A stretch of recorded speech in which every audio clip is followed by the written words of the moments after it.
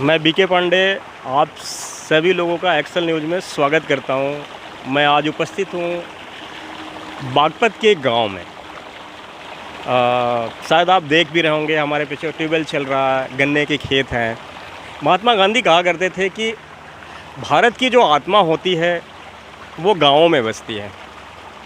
ये बात बिल्कुल सही है। अगर भारत को जानना है तो आपको गाँव में आना पड़ेगा। भारत कैसा है, इन चीज़ों का पता गाँवों से ही पता चलता है। वो हरे भरे खेत, वो नदियाँ, वो पवन, वो ट्यूबवेल, हरे भरे खेत, खेतों में काम करते वो किसान, वो मज़दूर, और खेतों में काम करने के बाद शाम को घर जाते हुए उनके चेहरे की जो मुस्कान गाँव में दिखती है, शायद वो शहरों में नहीं मिलेगी। हाँ, ये बात सच है कि औद्योगिकरण और नवीनीकरण ने गाँवों को भी प्रभावित किया है, इसमें कोई दो राय नहीं है। आज अगर किसी गांव का युवक अगर कोई शहर आता है और आप पूछते हो गांव कैसा है, तो उसका जवाब ये ज़रूर होता है कि भाई गांव अब गांव नहीं रहा।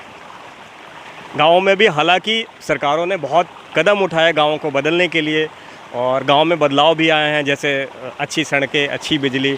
हालांकि इसका मतलब ये नहीं अच्छी सड़कें, अच्छी बिजली आ जाएगी तो गांव गांव नहीं शहर होगा, बिल्कुल नहीं।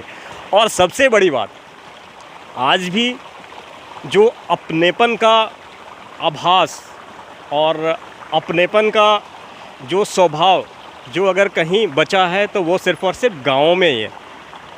शहरों में आप अपनेपन के लिए तो खैर भूल ही जाएँ कि कोई अपना लगता भी है।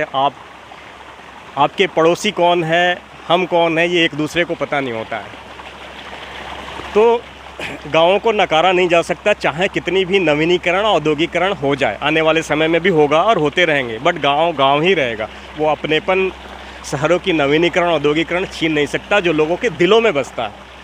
वो कोई भी औद्योगिकरण नवीनीकरण उसका हरण नहीं कर सकता। हालांकि आज के युवा वर्ग बेशक चाहे वो पढ़ने के लिए शहर जाएं या नौकरी के लिए शहर जाएं, लेकिन उनका भी मन, कहते हैं ना भारत की आत्मा गाँव में बसती है, आत्मा के साथ साथ उनका भी मन गाँवों में ही लगता है। बेशक कुछ मजबूरियां, कुछ परिस्थितियां ऐसी है कि उस इंसान को शहरों की तरफ खींचे ली जा रही है, कुछ मजबूरी में। हालांकि ज़्यादातर मजबूरियां, शौक़ बहुत ही कम हो गए। आपने जाने अनजाने देखा भी होगा कि बहुत सारे लोग जो गाँव में बसे, शहरों में पढ़े, विदेशों में अच्छे पैकेज और अच्छे पक्ष में नौकरी भी कर रहे हैं, बावजूद इसके वो कमबैक हो रहे हैं गाँवों में। और गाँवों में भी एम्प्लॉयमेंट के लिए वो काफ़ी कुछ संभावनाएं तलाश रहे हैं और लोगों को रोज़गार भी दे रहे हैं।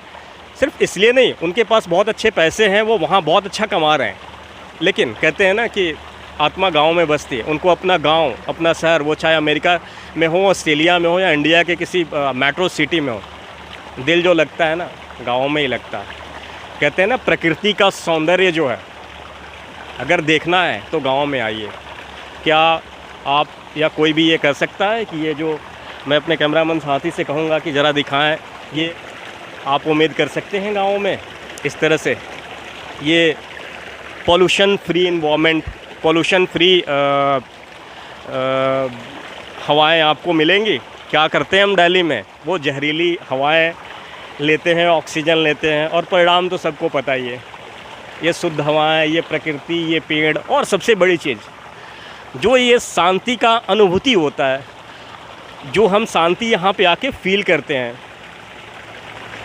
वो उसको शब्दों में नहीं बयां किया जा सकता है। इंसान जो दिल्ली और मेट्रो सिटी जैसे किसी शहर में भी रहता है, वो खुद से कभी मिल नहीं पाता। लेकिन आज जब मैं यहाँ गाँव में आया हूँ, ऐसा लगता है मैं खुद से मिल रहा हूँ, अपने आप से मिल रहा हूँ।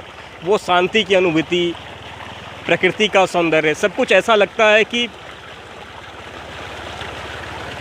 इंसान को अगर रहना चाहिए तो ऐसे ही इन्वायरमेंट में रहना चाहिए। लेकिन हाँ, ये भी सही है, ज़िंदगी के भाग दौड़ ने सब कुछ बदल दिया है।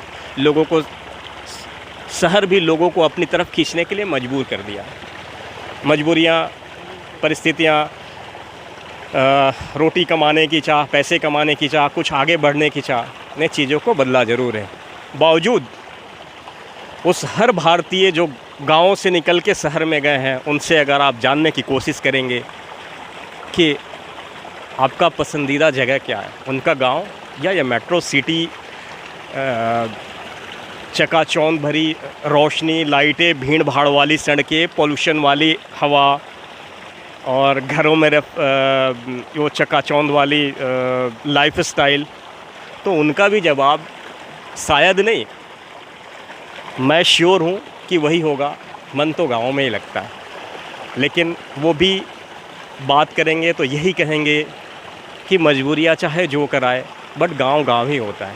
हाँ, जब कोई कभी छुट्टी में वो लिमिटेड और प्राइवेट लिमिटेड से थोड़े बंधनों से थोड़ा फ्री होके जब कोई 2-4 दिन आता है, अपने गांव में अपने परिवार से मिलता है, अपने बुज़ुर्गों से मिलता है, तो उन्हें इस बात का मलाल उनके दिलों में हमेशा रहता है कि काश जो हम एम्प्लॉयमेंट, जो हमें रोज़गार उस शहर में मिल रहा है, अगर गाँव में होता।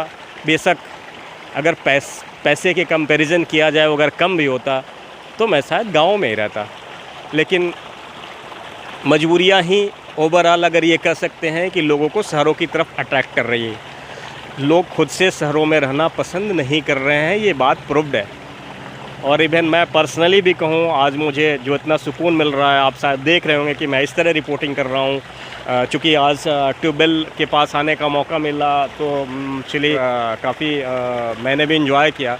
और इस प्रकृति के सौंदर्य की कल्पना अतुलनीय है, जो कि शहरें और पैसे कभी दे नहीं सकती। और अब वही है कि इसको शब्दों में किस तरह बयां करूं। और गांधी जी के वो शब्द आज भी दोबारा से मुझे याद आते हैं कि भारत को देखना है तो गाँव में आइए, भारत की आत्मा गाँव में बसती है। ये लाइन और ये टैग वाकई आज मुझे अंदर से प्रफुल्लित कर रहा है कि हाँ, गाँव की परिस्थितियाँ और गाँव का वो शांतिमय वातावरण क्या होता है। बाकी आप सब हमारे दर्शकगण से मैं उम्मीद करता हूँ कि आप कमेंट करके बताएं कि आप अपने गांव, भारत के गाँव के बारे में क्या सोचते हैं, आपके क्या विचार हैं। हाँ, अगर आपके कुछ परामर्श हैं, कुछ सुझाव हैं, तो वो भी आप हमारे कमेंट बॉक्स में मेंशन करें और लोगों को भी बताएं कि उन्हें कैसा फ़ील होता है। अपने फीलिंग्स को शेयर करें और मुझे भी बताएं और लोगों को भी बताएं। धन्यवाद। मैं बीके पांडे, एक्सेल न्यूज़ में आप सभी का स्वागत करता हूँ। Thank you very much.